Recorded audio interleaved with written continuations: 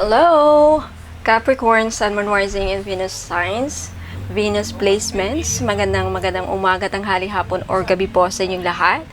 Welcome or welcome back po dito sa Bono Magos kay dating Angel Francia PH Tarot. Ayan, Capricorn, tignan natin or alamin natin kung ano ang magiging kapalaran ninyo this October 2023. Mga pasabog or what's? Woo! Lumabas. Okay. Ayan. Huwag natin kunin yan. Okay.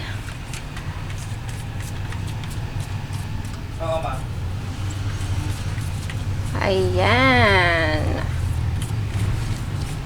By the way, Capricorn, if you are interested, mamimigay ako ng mga lotto numbers mamaya. Okay? After ng reading, mamimigay ako ng mga lotto numbers. Pwede nyong itaya din sa swertres. Okay? Kung gusto ninyo. Ayan na. Okay. Ang dami. Okay, Capricorn. First card, you have Seahorse. So, there is something regarding family matters na magaganap this October. You have dark woman, dealings or relationship with a woman with dark complexion or hair sa October. Let's see, you have wealth. Congratulations. Okay, you have both. Increase your efforts if you want to achieve your goals. So, increase your efforts, Capricorn, if gusto mong ma-achieve yung mga pangarap mo this October, okay? Next, you have lightning. Control your anger or you will be sorry this October. So, yung iba sa inyo, relax. Kontrolin niyo yung galit ninyo kasi baka mamaya, pagsisisihan ninyo ang mangyayari or ending yan, magsisisi kayo. This October, okay? Next, you have staff. You will be taken care of in difficult times. So, ayan. Huwag mag-alala if ever naman na may mangyaring hindi ka nais-nais sa family ninyo. Okay? May tutulong sa'yo this October. Matutulungan ka para ma-resolve mga problema mo this October. Next, you have January. So, there's something about January. Okay? Very significant in your reading. So, yung iba sa inyo, maybe around January niyo makukuha itong kayamanan. You will be wealthy in January. There's something about January. Okay? Tandaan nyo yan. Okay? Lumabas dito sa reading ko, sa hula. Okay, next you have older woman. Dealings or relationship with an older woman. Very significant. Dalawang babae. May matanda at may hindi masyadong matanda. Very significant in your life this October. Tandaan nyo yan.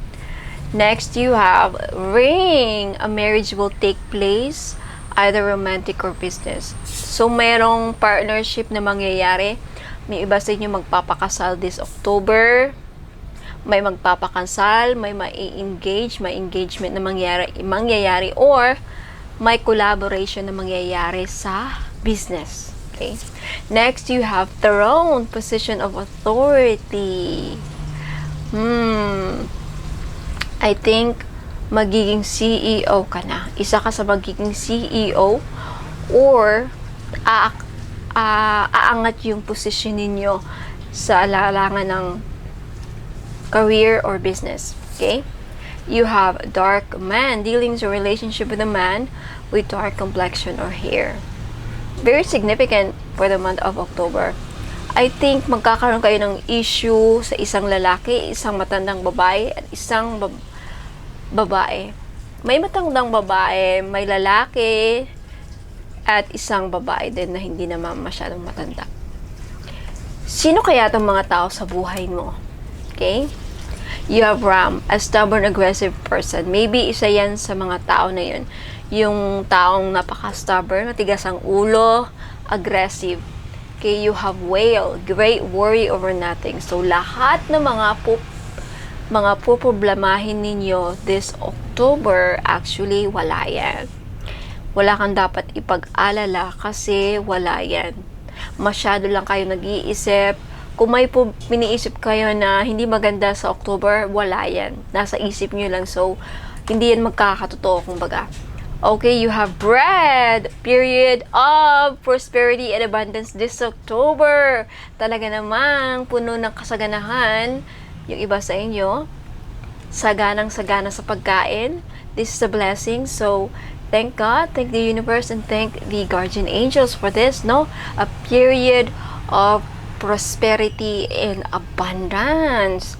Next, you have April. There's something about April. Maybe you are dealing with someone na ipinanganak sa April or January. Okay, Pisces or Aquarius.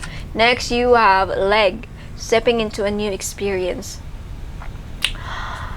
I feel like this October may bagong chapter na magbubukas para sa inyo, Capricorn. And this would lead to your success and sitting on a new throne, being in a new position in a career or business. Beautiful.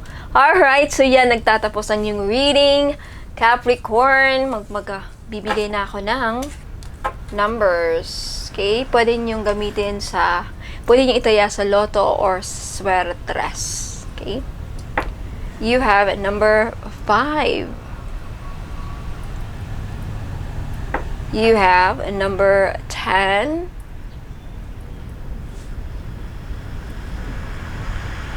Okay, number 10. Next, you have number 1. Okay, number 1. Number 1. You have number 9.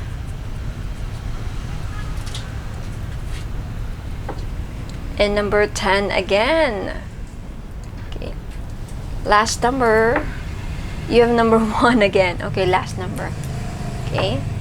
Number 5. Oh my God, naulit-ulit yung number. Okay. So, bago ako aalis, Capricorn, okay, if you are interested, gusto ko lang i-flex yung mga items na binibenta ko. Sa mga hindi interesado, you can go now. Thank you so much for watching. Sa mga interesado, okay, may bagong item akong binibenta. Body Oil Miracle Healing Oil. Body Massage Miracle Healing Oil. This is 970 pesos. Okay? Sa mga gusto, is 100 ml. Okay? Sa mga gustong interesado, just take a screenshot and then message me. Ayan. Sa Bono Magus Facebook page. Sa Facebook page kayo mag-message sa akin. Hindi dito. Okay? Although you can ask. Okay? Message me sa Facebook page. Bono Magos Facebook page. Okay? Para sa mga items. Ayan. So, naghahanap ng okay, eto, bagong items. Gusto ko i-flex yung lamp ko. Oh, parang genie, di ba? I love this lamp. Okay. Genie. Ay, sorry. Mag-wish na kayo kay Genie. O, di ba? By the way, speaking of wishes, okay, lagay natin yan dyan. Ang ganda. Display natin dyan. O, di ba? Okay, so magustong magkaroon ng wish fulfillment. Okay. Moon Magic Petition Jar. Okay, every new moon or full moon, mas maganda, new moon or full moon. But anytime pwede nyo isulat. But, I strongly advise na gawin ninyo sa new moon or full moon itong ritual. Okay, simple lang.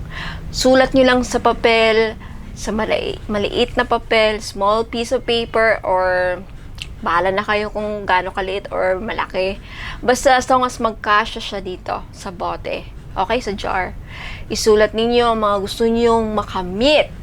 Gusto nyo maging milyonaryo, gusto nyo maging manalo sa loto, gusto nyo magkaroon ng bahay, sasakyan, gusto mo maging goddess, reina, gusto mo maging CEO, gusto mo maging mayaman, anything you want to wish for. Gusto mo maging habang buhay na mukhang bata, anything you want, anything you desire. Gusto mo ma-inlove na sa'yo si ganito, then you write it down. Gusto mo magkapera, magkaroon ng business, gusto mo maging mayaman.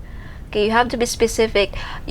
gusto kong kumita ng ganitong pera buwan-buwan. 100K, 1 million, 1 billion, o sulat niyo dyan. Then, ilagay niyo sa jar. Dito, syempre, i-roll ninyo or i-fold ninyo. Bahala na kayo kung paano niyo ilagay. Okay? Unlimited. As long as mapuno, as long as kasya, okay na. Pag meron pa kayong wish ulit, pwede kayong bumili ulit nito and mag-wish kayo para sa family mo, sa mga anak mo, na yung anak ko lalaking maging engineer. Yung anak kong si ganito, maging pilot. O, ganyan, sulat nyo dyan. And then wait for the results.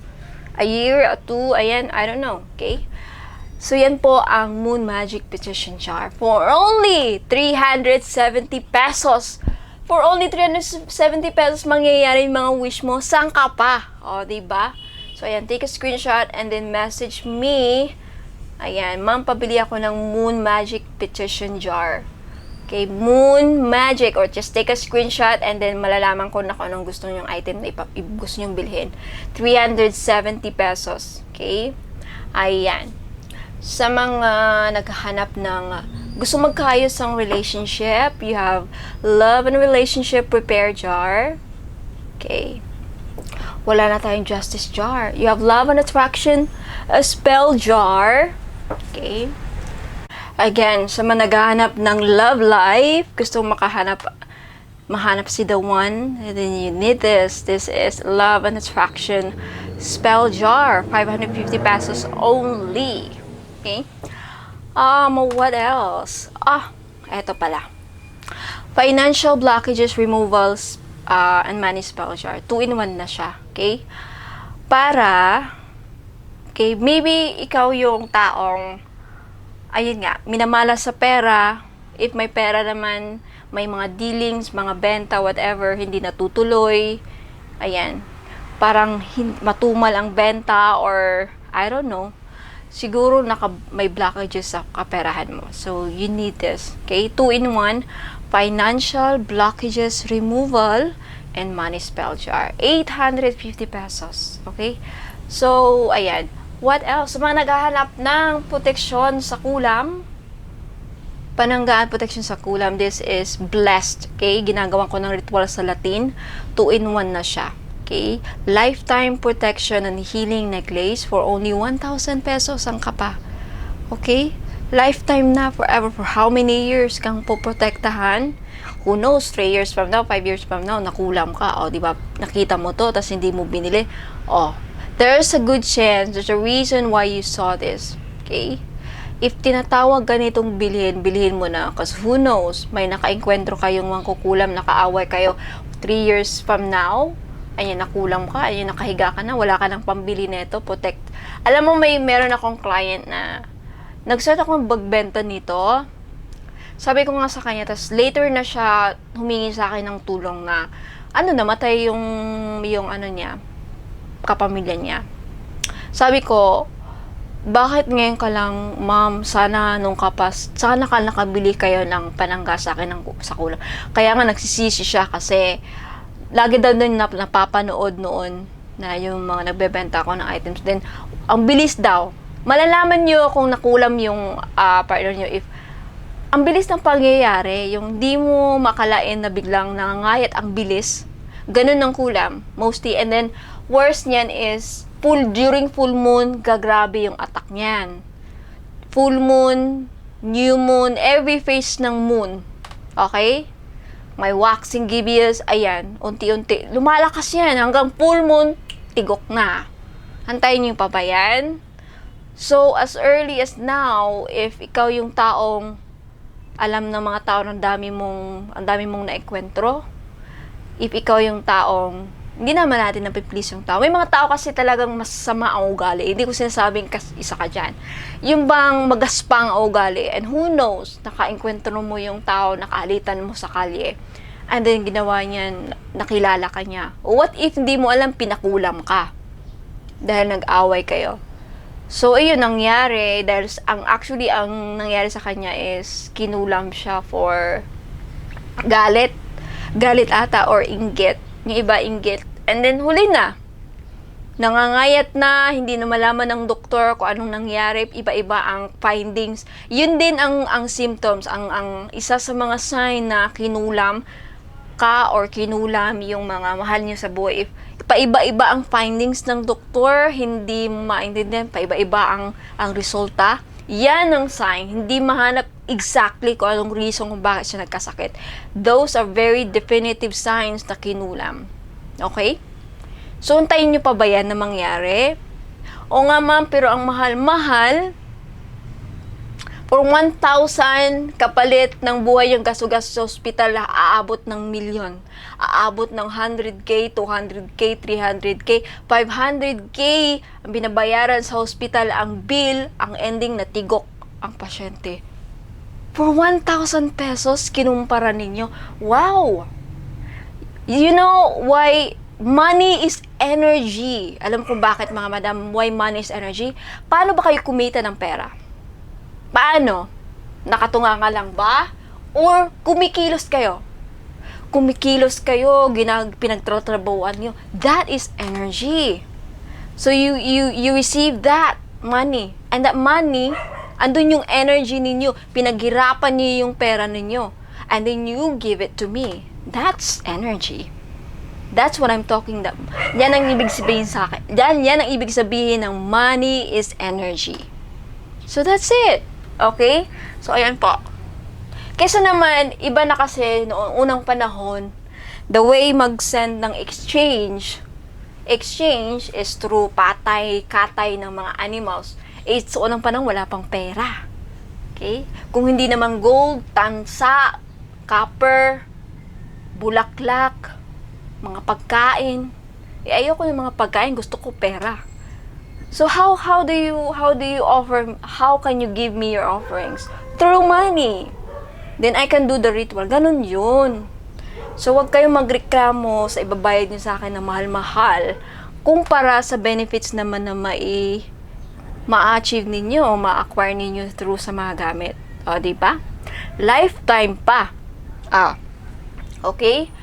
So, ayan, lahat ng feedbacks nakikita nyo doon sa Facebook page ko. Okay? So, ayan po.